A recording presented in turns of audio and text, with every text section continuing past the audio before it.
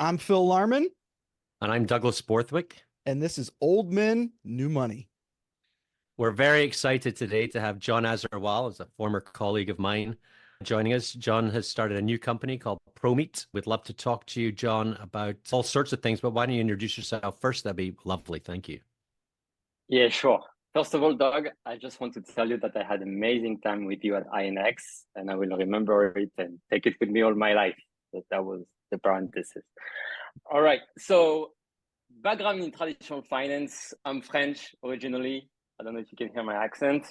Basically, I started my career working for banks, hedge funds, brokerage firm in different countries. So, France, United States, United Kingdom. That was my dream when I was a young guy, getting to the finance world. But then I realized that it was a boring world, and I was basically looking for more. And back in the day, 2014, that was quite early at the time. I remember a Bitcoin at something like $300, market cap 5 billion. I was in another life.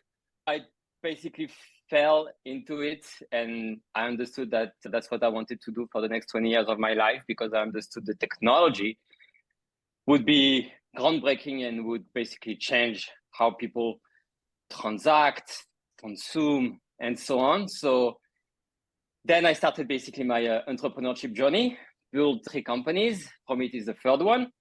And so basically 10 years in this space and looking to bring the old money into this new world, basically. Nice. Very nice. Now, you started off, I think, doing market making. Is that right? And then INX was after that? Yes, I started basically doing arbitrage cross platforms on Bitcoin. We built an algorithm that was plugged to 12 different platforms. What we basically underestimated at the time was the third-party risk of those platforms. So it was a juicy business, 1-2% every day on the money. But when you have 20, 25, 30% chances, then one of the platforms basically just blow up. That was the risk that we had to face at the time. Obviously, it's a lot more safer today. And then, I started my first company called BSave. It was the first Bitcoin saving account. The idea at the time was something very simple. If Bitcoin is supposed to be money, then you need to have some kind of financial services around that basically serve that money. And the one that makes the most sense is obviously a saving account.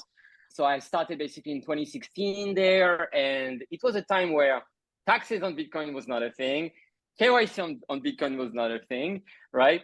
And then we sold the company in 2019, and then Doug, we met in basically 2018 when we started INX, basically. And INX, I think that was a big move for you into the regulated environment. And I think you were one of the drivers of getting the prospectus through the SEC. And it was the first ever prospectus, an F1 prospectus, so full offering. And yes, also, it was a little bit backwards too, in that we did the IPO before the business was running as opposed to before. So it was almost like a regulated ICO in that respect. Yes. And you're saying this is the idea, this is the vision. We want to raise money, and we put out the prospectus. And certainly that was a very successful raise. But security tokens, they've taken their time in terms of getting global success or global excitement. Meme coins take off, or NFTs have taken off. They've had their days. Yes. But security tokens are still waiting for that moment. What's going to bring that moment? Trump. Yeah. So you're really saying, I guess, the SEC has been holding or throttling it back somewhat? Listen, we learned it with some sweat and with our blood. Basically, it's all about timing at the end of the day, right? The vision might be right, the team might be right, the product might be right, but if you don't have the market with you, then it's going to be a hard lift. And I do believe that the election in the US is going to be a turning point for the entire industry, by the way. And I think that if the United States of America decides to adopt the technology for financial markets, the same way the BlackRock of the world and the Fidelity of the world already understood the potential, but basically started with something that had no regulatory risk, which is basically Bitcoin ETF, because Bitcoin was already recognized as a commodity. I do believe that once there is clear regulation, basically the entire market will start moving forward, right? And we didn't have this moment where government told us, like the young companies trying to innovate, you have the green light, go for it. This is what we want. We want more innovation. We want less friction. We want something that runs 24/7. Like we didn't have this validation from the government, even though obviously securities market are absolutely regulated activities, and we had to basically navigate those rules. But you remember very well basically all the hurdles that we had to face, which were basically the education that we had to do with them. Yeah, education is huge. We had regulators that had never heard of what a blockchain is, or wallets, or any of these things, like absolutely clueless. And that costs money to educate them and the lawyers in order to get something like that through. Absolutely. And if you ask me, I think that the only reason why the meme coin and the NFT was basically a success is because that was the last class of assets where retail had the opportunity to participate without worrying about regulation, right? So meme coin is the absolute shitcoin by definition.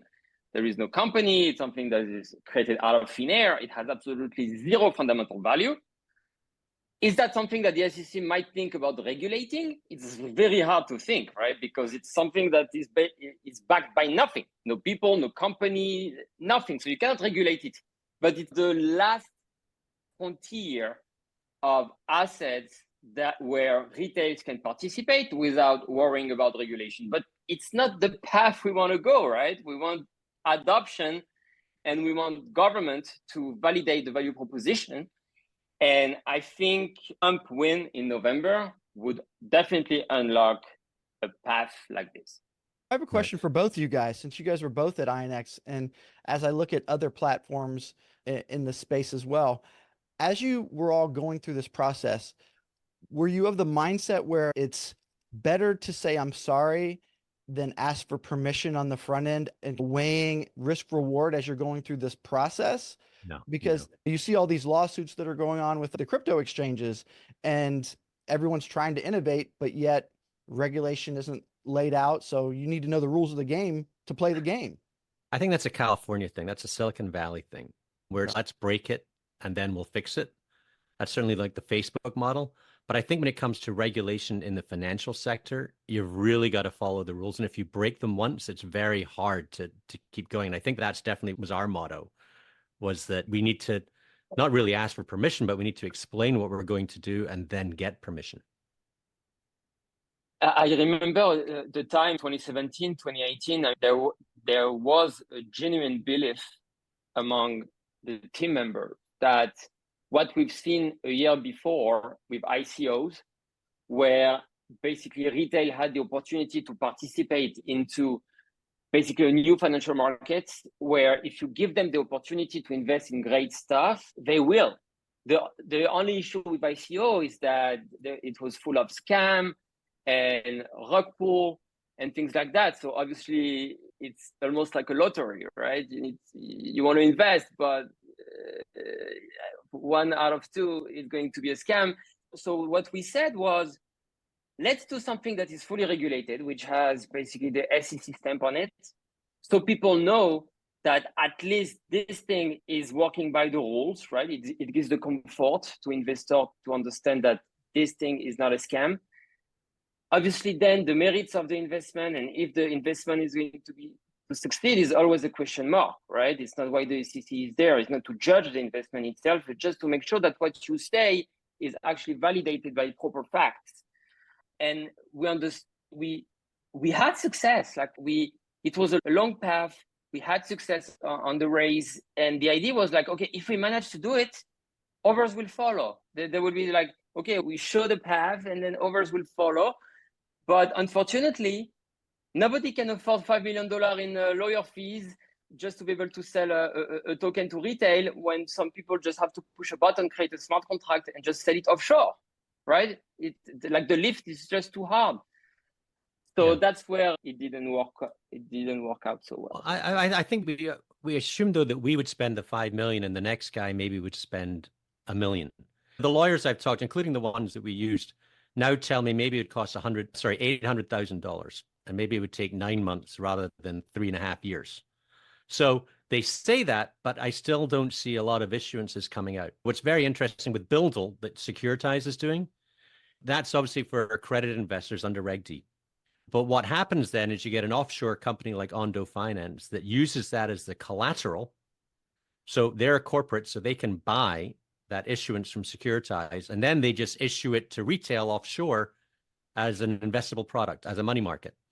And so that Ondo is getting around the rules somewhat, and that they're buying an asset to keep in their custody, but Securitize isn't selling to the retail guys, Ondo is. And so there's lots of ways to get around the rules. There's also, you could do a private company under Reg S and just sell to absolutely anyone outside the United States as long as they go through KYC AML. And we're seeing that a lot with different security tokens that are coming to the market now, where they're just saying, you know what? It's finding an accredited investor in the United States that cares about a digital security is a needle in a haystack. Maybe we should just go offshore and talk to people in Japan and South Korea and elsewhere that are very familiar with digital assets and sell to them. Yeah. I think everyone's really trying to find. I think that what's interesting is there's two different ways to do business development for security tokens. One is to go find a token that's got a huge following, to find a company with a huge following that essentially wants to go to their fans and say, do you want to invest in this new idea or invest in this company? That's one way. And I think the other way is to go out there and find guys that have huge followings that are offshore, and they're looking for some sort of collateral instrument. And then you go to someone like BlackRock and you say, listen, I've got $250 million of demand. Do you have a fund that I can tokenize so that we can then sell to these guys? And I think that the first one's very hard. It's very hard to get someone with fans that wants to do a digital security. The second one might be easier. And I think there's going to be a switch in the business development from a lot of the broker dealers in this space in the US towards essentially looking for who wants collateral and then finding large asset managers to provide that collateral through a tokenized fund, which is much, much easier to do. But we'll see. Yeah, we'll see. I wish things can move faster, to be honest. It feels like it's taking too long. I don't know if you feel me. Oh, yeah. But How much of this do you think is the end consumer type investor thinking that a digital security is the same as all these other scams that were going on, that celebrities were promoting and this, that, and the other? And that's why maybe even the celebrity or the athlete is kind of pumping the brakes to say, I don't really know if I want to have that messaging out there right now, because maybe I don't understand it as well. And frankly, my fans don't understand it as well. And so I'm just going to wait. I think a huge part. if I may, maybe it's going to be a little bit controversial, but 10 years I'm in the space, and I can guarantee you 100% that a lot of the success in this space is only because it was driven by pure speculation. Like, what makes people interested in crypto is, for 95% of the use cases in this space today, the ability to make a lot of money quick. And it might be because you invest in a meme coin, or because you decide to launch a token, and then you're going to say after 1 year, sorry guys, it didn't work out, but you pocketed $40 million like the Fantech guys that I saw 2 days ago. So I think this is the missing opportunity, in my opinion.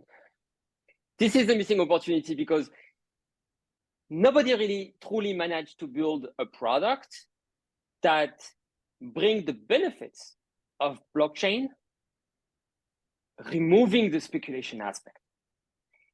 And if you think about the benefits of blockchain, what blew my mind 10 years ago when I did my first Bitcoin transaction was not the fact that I can become rich with Bitcoin. Not at all.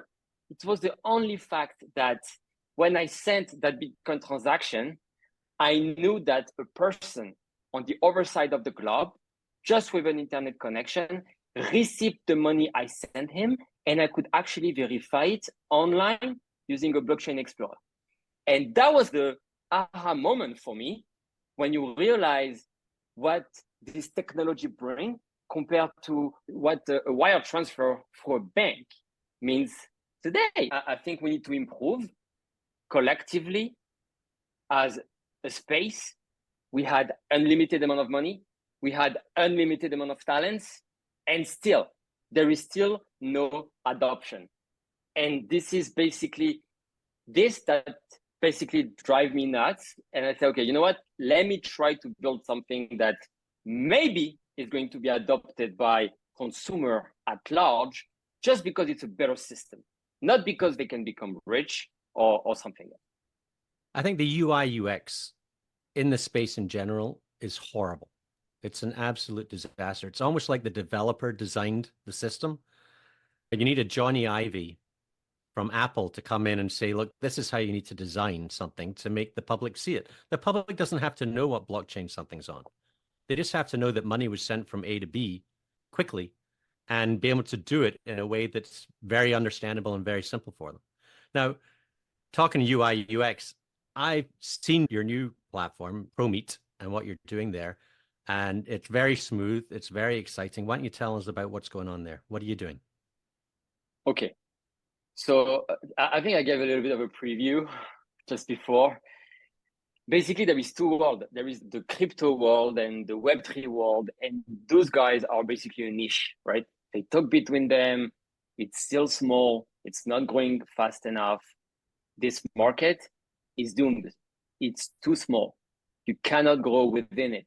The only way to grow within it is to actually make a 100x and say, thank you guys. On the other side, you have the mainstream, you have the entire world of consumers, the entire world of investors, which is a much, much bigger pie. And nobody really managed to reconcile the two. So instead of doing like everybody else, taking the small door, building Web3 products that nobody understands, I decided to go the other way around.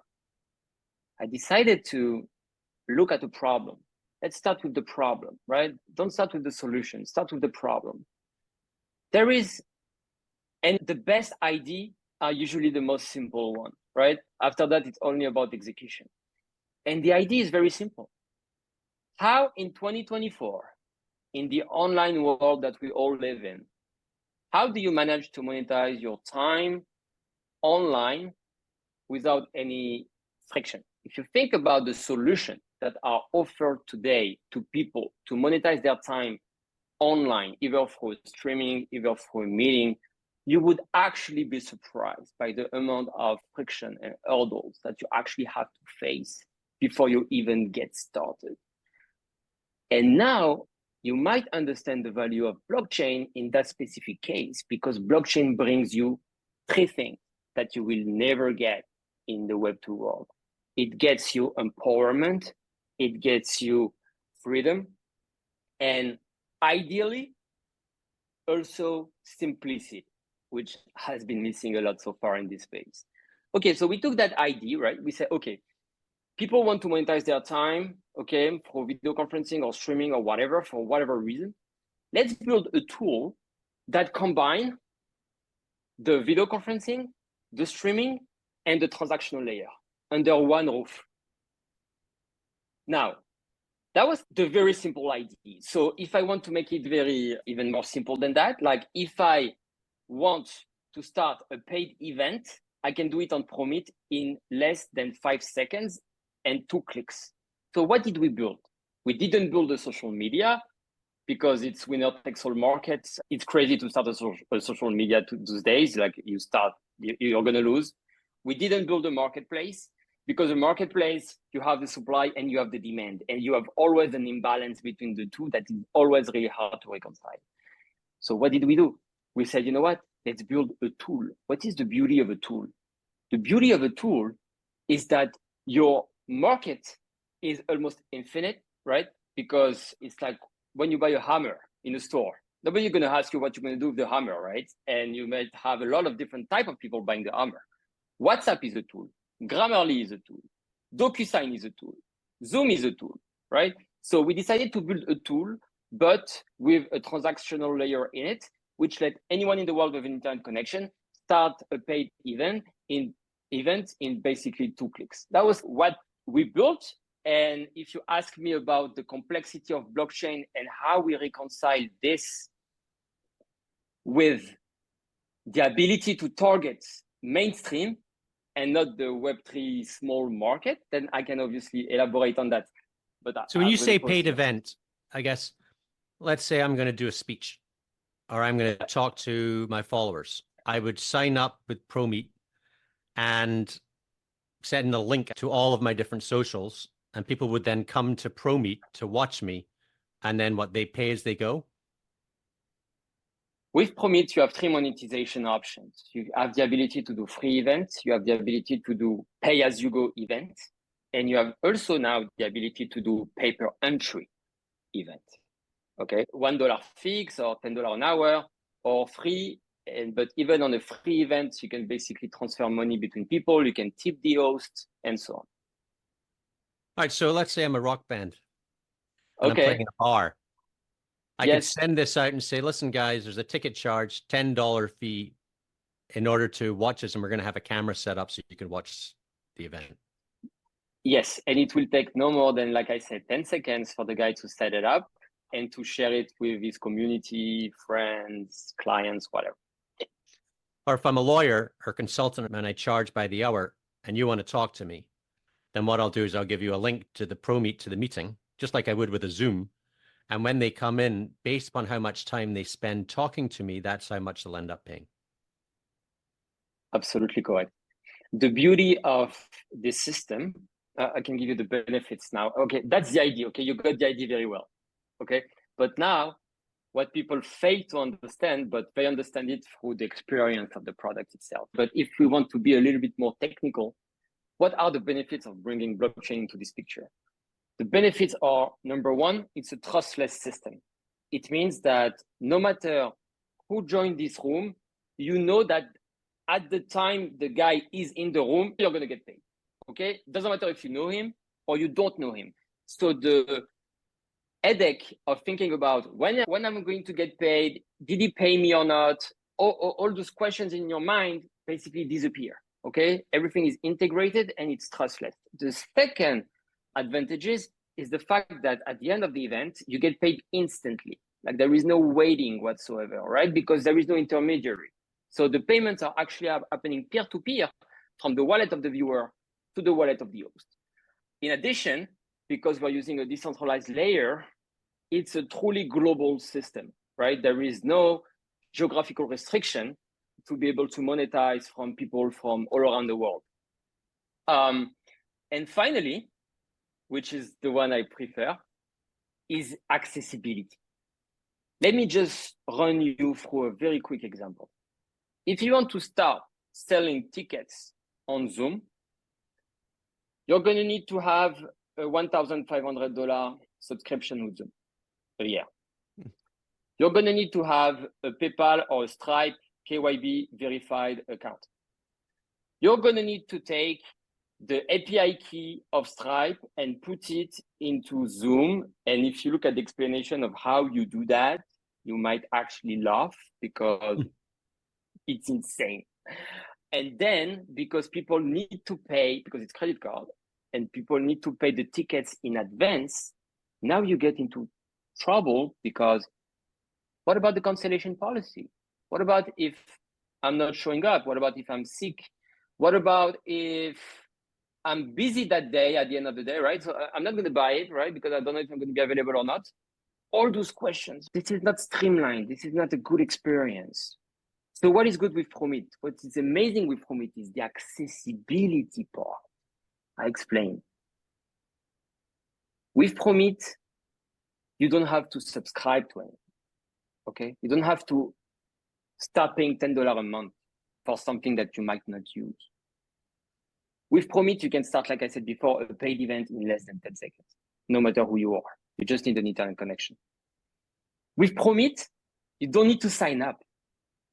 Listen, you don't need to sign up. You don't need to create an account. You don't need to create a password. You don't need to put your Gmail. You don't need to do anything. What we created is unique in this world. Why?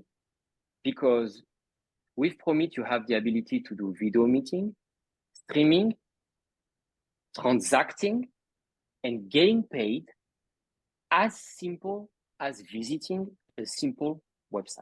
You know all the B2B services. They all ask you to register. They all ask you to pay subscription. This world is fully outdated. Do we do Web3 to do the same thing that those guys are doing? No, we need to do things differently. And Web3 was always about openness, freedom, empowerment. And what was missing all those years, in my opinion, was the wallet aspect. Nobody wants to create a wallet. Nobody wants to connect a wallet. Nobody wants to know what is a wallet, right? So what did we do?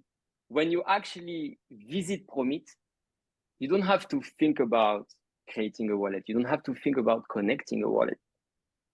You get a wallet. As simple as that. So when you visit ProMeet, or it's like you visit CNN.com, you might actually see a balance. You see a balance. Why you see a balance? People might not even think about what do you mean I have a balance? I just visited the website, I see a balance. What's it? It's my balance? Yes, of course it's my balance. Who else? So the only reason there is a balance there is because at this point in time where you visited the website, we created a wallet for you. It's a self-custodial wallet. You have the keys for them. And that's why you can actually start receiving money without any friction whatsoever. So, yeah. So I have a question. Do the creator or the expert, the person making the content, do they have the option to offer a subscription to their audience? The answer is no. Okay. I explain you why. Take Zoom. You know how Zoom make money, right? They are selling licenses. They had to go that route because it was their only way to actually make money, right? What we offer is truly a tool, okay? It's a tool. So it's not something you ask people to subscribe or anything. It's, how can I explain? It's really on the fly, okay? Everything is on the fly. Like we don't record, we don't host anything, we don't save anything. It's really a peer-to-peer experience, right? So if you want to start a video conference with someone, then you can start one on Zoom, a paid one, a free one, doesn't matter, on ProMeet. And that's it. You're just going to get paid, and that's it. Bye.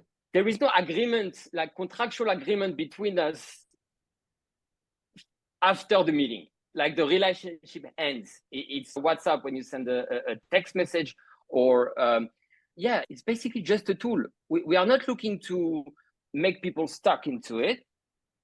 It's really about freedom. I don't know if I really answered the question. So let's say you're a consultant and you send me the link and I go in there. Do I have to preload money on? And if I do, how do I do that? Yeah, okay. So first of all, before you talked about bringing Solana, etc. So with ProMeet, there is only USDC, okay? There is no speculation, like I said before. It's only stable coin. So things that people understand, USDC equal USD equal dollar, 1-to-1. Fine. How do I do I have to bring a wallet though with USDC, or do I buy it with a credit card? What do I do? So when you join ProMeet, you get a wallet. That's number one. You don't realize it, but you get one. Then the only thing you have to do is to top up your wallet, right? You need to top up your wallet. So what did we do? We integrated more than 10 different on-ramps, okay, like the best one in the market. In the US, we actually favor the Stripe because obviously it brings the trust and the confidence for the US market. And it's a very simple experience because you basically say, okay, I want to buy $10 with my credit card and I'm going to get 10 USDC in my wallet. The experience is quite smooth. Like you actually get the money in less than a minute in your wallet. Usually you don't have a KYC process to go through because most of the use cases are below $300. So they will not really bother you with a KYC. And we accept Google Pay, Apple Pay, credit card, debit card, Revolut Pay. Like we have a bunch of different payment method, how people can actually top up their wallet. All right. So I put $50 in, and it's an hour-long conversation at $1 per minute. After 50 minutes, does it just shut down and I lose the last 10 minutes, or does it automatically go to my credit card and take money again from there?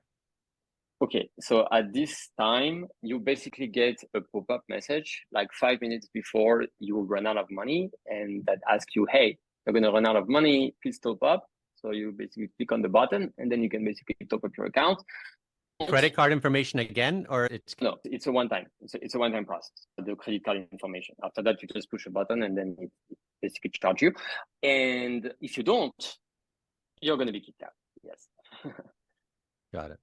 So what's the difference between this and, let's say, OnlyFans? Because my friends tell me that OnlyFans essentially, maybe you subscribe or maybe you pay as you're watching. I guess the way that I'm looking at what you're doing is it's almost like a peep show, and you can do it with professionals or with whatever, but you pay and the screen comes up and I'm talking and I'm paying by the minute or an entry fee. And then when the time runs out or when I leave, the screen goes down. Is that about right? What are the types of clients that you're picking up right now? So just tell you about the differences with OnlyFans, if I may. First of all, OnlyFans generated $650 million profit last year. They announced their results last week. I started basically looking at OnlyFans business and talking to people actually using it just to understand how they were thinking. That's hard research. About it's hard research, yes. Yes. They use OnlyFans just because they can get paid from OnlyFans for this type of activities. Now, you have to understand the hurdles that exist today. To become an OnlyFans creator, it will take you 3 weeks. You have to give your bank account, you have to give your ID, and you have to be approved. Once you're approved, OnlyFans will take 20% of what the creator make. What do you guys take? OnlyFans, 5. Okay. You know why we take 5? You got to take something. Yes, but because this company can scale without, how can I say? Because we're using decentralized rails, our finance team, and as business comes, we don't have to scale the size of the team. Okay, WhatsApp, it was a company of 45 people, 200 million users, 45 people in the office. Yeah, Telegram, same sort of thing. Very few people. So that's what I'm looking. That's what I'm trying to achieve, basically, by bringing a tool that is a no-brainer to people, because it's a way for them to get paid. It's a way for them to avoid long verification, and it's a way for them to comparing to too much OnlyFans of their revenue. Comparing to OnlyFans again, how fast does the creator get paid? Do they get paid same day? Do they have? You said it's 3 weeks to sign up. But let's say they've made $20,000. How long before they get that money? From what I heard, it's 2 weeks. So the difference is you're at 5% and you get paid instantly. Yes. So it's 2 weeks on OnlyFans, but it actually depends of where you live. Okay. So it can become complicated. And in addition, you have a minimum. So OnlyFans is not going to pay you $20. Okay. You have to reach an actual threshold for OnlyFans to actually start paying you and sending you the money. Now, what is the beauty of blockchain? Micropayment. So what we can do with ProMeet is you can, if you want to charge $1 per hour, you can. And if someone stay half an hour, you're going to pay 50 cents. That's it. And the money goes to you. Thank you very much. It's in my wallet. It's paid. So there is no minimum as well. So basically, it's like I said, it's pure freedom. Like you don't need to have to ask for permission to get your money. You don't need to ask for permission to start something or to you decide your price. Nobody else decide your price except you.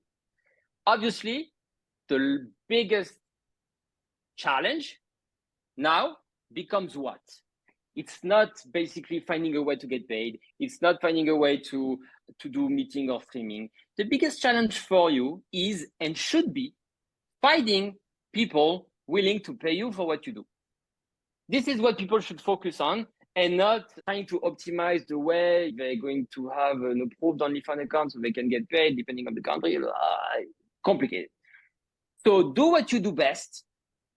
If you're good at what you do, you're going to find clients, and you have a tool where it's very easy, basically is a no-brainer to start making money from it. That's it. So if you're a creator, this can be a pay-per-view as well, essentially.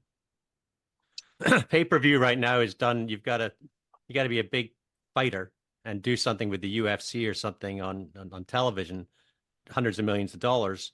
But I could do a pay-per-view through ProMeet, where I'm doing something, and I can charge people at the door and they would come in and watch it. Pay-per-view. Okay.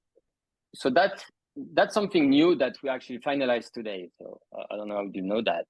No, I didn't. So what you can do with ProMeet is like I said, video conferencing, and it's not really streaming. It's more like a broadcasting. Okay, so you're live and people are watching you, but basically it's in real time. But this is not exactly what streaming is about, because streaming, if you want to do streaming, you need to have a buffering, okay, a small buffering, so you can have the best quality of images and the best sound possible. So what people can do on ProMeet is actually creating channel where they can basically sell videos, which is back to the pay-per-view, okay, which is not necessarily live, but you can actually sell videos of whatever you want. If you are a teacher, okay, and you have a 10-course series, and you're going to schedule every month the 10-course series, and instead of doing it every time, you just put yourself a video that you record at one time, and then you show it every month, and then you charge for it. Then you understand how this market becomes 1,000x bigger, because not only the target audience is huge, but also the live is small.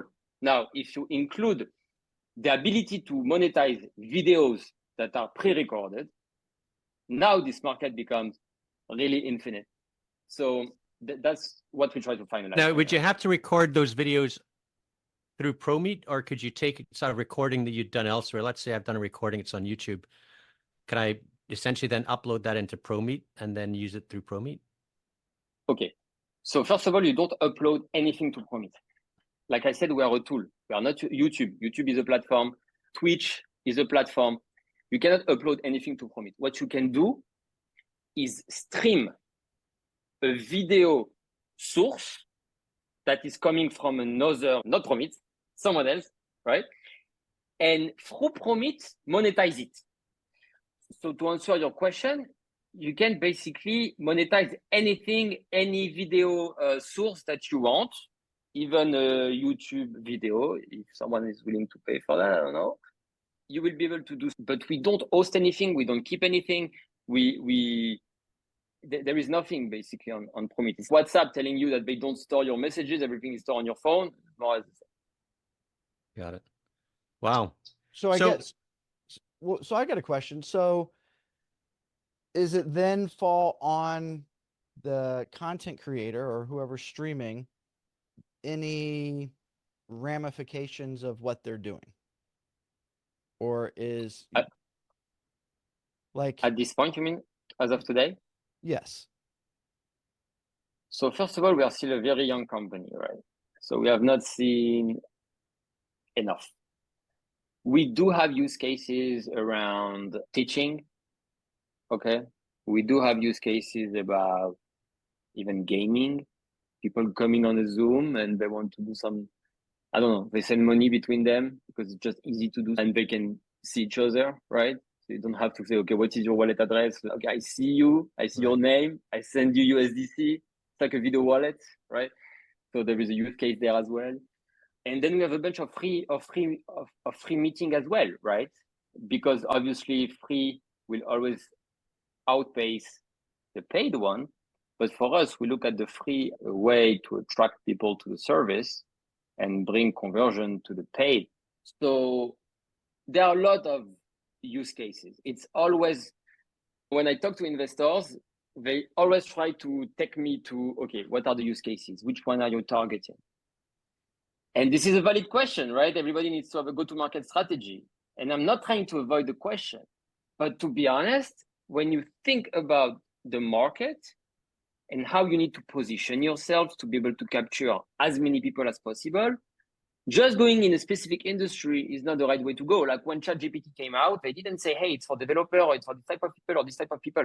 When you use Google, everybody use Google. Doesn't matter what they do in their life, right? It's a tool. You're searching for something. Everybody that order a taxi, doesn't matter what they do in life. What is your go-to-market strategy when you're a taxi company? So everybody does video, everybody does live, everybody does video conferencing. And a good portion of them might actually find ways to monetize it. So for me, it's going to be about having a marketing budget and just blasting this thing because the benefits of it are clear. And I'm sure that in the mass, because the market is so big, then 10, 15, 20% will at least look at it and say, okay, this thing makes sense. And they might talk about it to their friends and so on. So at this point, it's a marketing play only. Yeah, the market's going to decide how this is going to be used. Exactly. I think when OnlyFans first came out, I think people thought I can teach people how to cook, or I can do this, or I can do that. And then there was one market segment, obviously, that took over. And You're so right. I think that you're in the same sort of boat in that you've got a technology and the market's going to decide how it gets used and how it starts moving forward. So I got to tell you, it's pretty exciting stuff, Jon. Thanks, man. Now, now are the conversations two-way? If I did this, am I broadcasting out to people and they can't talk to me back? Or are there settings where the creator can take people, they can see chats or they can see faces? Like, how does that work? Okay. One is exactly like Zoom. You can use Zoom or you can use ProMeet, it's the same. Actually, ProMeet might be actually better because Zoom you pay or you're limited to 45 minutes. So better to use actually ProMeet. You can schedule the conferencing in the future and so on. You can do everything. You can record, you can share your screen, you can do all those things. So Zoom or ProMeet, the same. Now, on the broadcasting part, when you talk to an audience of thousands of people and they all see you, but you don't see them, we have a chat. Okay, so people can actually chat between them. They have their picture, they have their name, obviously, they can tip you. So you can see an active chat like TikTok, right? TikTok live, you're broadcasting yourself and people chatting on it. Same, we made it transparent on the phone so you can see the chat on the image, the same. So that's the two things you can do right now. So let me ask you this. So since you can schedule and people are busy in their life, so are they getting notifications be like, hey, your event is about to start, hop on? Because obviously that's how the creator is going to make money, the more people that get on. It's actually a very good question. Because we're not a platform, technically there is not a place where you can see all the events happening. But again, we do it on purpose, which might sound counterintuitive, but if you think very deeply about it, it's not. What we facilitate at this time is when you actually schedule a meeting in the future, you basically have your Google Calendar connection. You just push Google Calendar. You get to Google Calendar already with the dates, price, the link, and then you just need to add an email of the people that you're looking to invite, and then it's going to be in their calendar. Okay. Beyond that, it's just a link.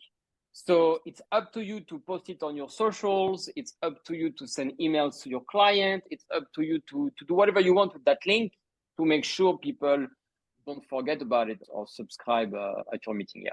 Do people have to come in at the start of the meeting, or could they come in if I'm doing something for an hour? Could they come in 30 minutes late if they click on the link? Yes, they can. You basically set up a start and an end of the meeting. You cannot join after the end of the meeting, but in between you can. If it's pay per hour, you're only going to consume the time you're in. Doesn't really matter. If it's an entry price, then obviously you might think so if twice this was before. a concert essentially and it was going to be an hour and a half long, you're going to be doing social digital marketing throughout the concert, trying to get people saying, oh my God, there's only 15 minutes left of this concert. Let me catch the last 15 minutes. Because you're going to essentially be charging at the door all the way through that time. Just like in a bar. Yes. The door charge $15 to see the band, and it's going to be $15 if you come in at the start or if you come in with 20 Yes. minutes to go. So the cool thing is I give you the options, and then it's up to you to do whatever you want, depending on the business you do and what you think is best for you. That's basically the approach. If you look at, again, at Twitter, at Facebook, at Twitch, you have so much moderation, so many rules. It's heavy on people, to be honest. So you feel it. So it's not our positioning. Our positioning is, okay, here are your options, and do whatever you want, whatever you want with it. Up to you. Like I said, there is no login anyway, so it's the process is very seamless, very seamless. I think we created something cool. By the way, let me ask you a question, and this may be a hard question, it may not. So please. If I'm a creator and I look at the different models of, heck, look at the gym model.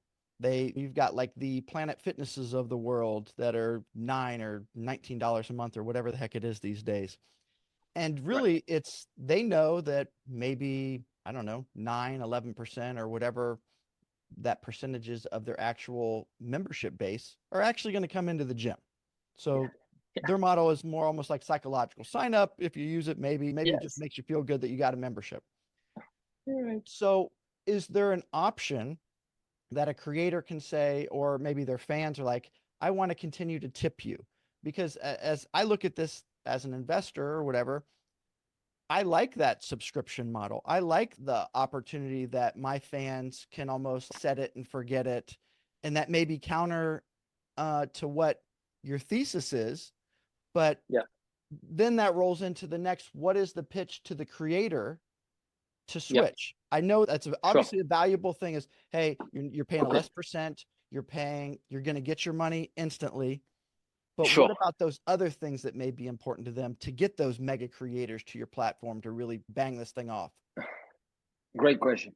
Number one, there is nothing innovative about subscription. So for example, you can actually subscribe to a creator on Instagram. Patreon is also about subscription. Patreon is big, 2.5 billion value. But this is not Web3. What is Web3? Web3 is about transparency and fairness. How many subscription can I have? How many subscription can I subscribe to creators? If I want 10, 15, 20, you think it makes sense to actually subscribe 20 times 10 when I know that I'm going to consume maybe 5% of the content that those guys are actually creating? That it's not authentic to me, because that creates a feeling for the guy that subscribed that say, oh, this month I didn't watch nothing about this guy. I'm going to do. That works in streaming right now. I pay for, I don't know, 10 different streaming services on my television, and I only watch one show. I'd rather just pay for the show.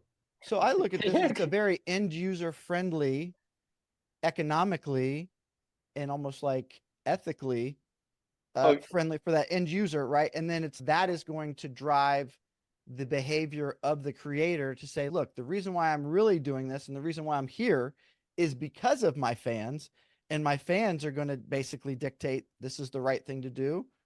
So this is the way I'm hearing it in my brain. Let's talk about the creator now, because what you're saying is there is downside for the creator.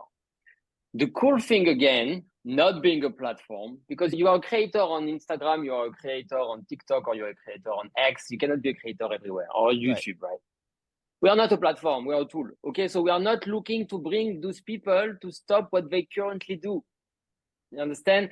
It's just a tool. It's a complement. Like, you can build your community on social media. This is the place to be. This is where everybody is. This is where you actually get likes, attraction, and cool stuff and messages.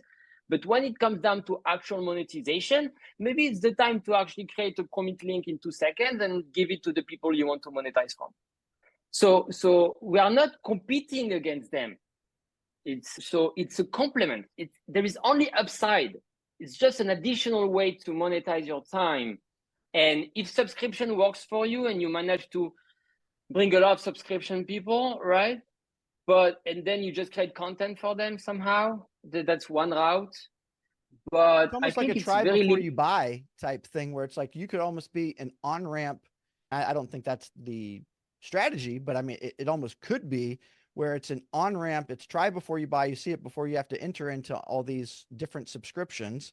But again, it's a complement to what's going on, and then that would gain some more exposure for ProMeet. I think we are more an off-ramp because it's very hard to convince people to take a subscription. Yeah. Very hard. A lot harder than actually see something that interests you and say, okay, you know what, I'm going to put $1 into it. And the beauty about ProMeet is when you have a $20 balance, you can actually consume that $20 with any ProMeet event. Doesn't matter who you are. So that becomes now a different model. Instead of getting stuck with one guy that you have to pay every month, now you have a panel of different people where you can only pay for the content that you consume. But also there is not only downside because you're opening up your market to people that might actually never want to pay you, right? So, okay, I'm just going to try. So you actually expand your target market because they're going to give a try for small amounts. So there is up and down. Yeah, my cable bill, my cable bill has so many different subscription services. And if it was to be switched to something like this, where my television's holding like a $50 balance, and then just based upon what I watch, it just takes it from there, I'd be so much happier. Obviously, the more TVs you have and the more kids you have, it'd be expensive. But your way, I think, makes a lot of sense for the individual. But look, what you're building here sounds amazing. And we should really start, Phil and I should start thinking about using ProMeet as well for us. But I think we reached time, Phil. Yeah, I think, Jonathan, thank you. We've talked about a gamut of different things. I think probably our listeners we started off digital securities, and now we're talking about kind of a new generation of content revenue with very low friction. So I think they got a very wide experience of how blockchain technology can be applied. I'm excited to see this. And yes, I think we definitely need to take a very hard look at using this platform. The good news is, John, Phil's in Hollywood. He's going to run downstairs right now and talk to all the stars. That's right. That's right. Yes, Thank you so much, Jonathan. Thank you. My pleasure. Thank you, guys. Well, all right, everybody. Thank you very much. This is another edition of Old Men, New Money. We'll talk to you next time.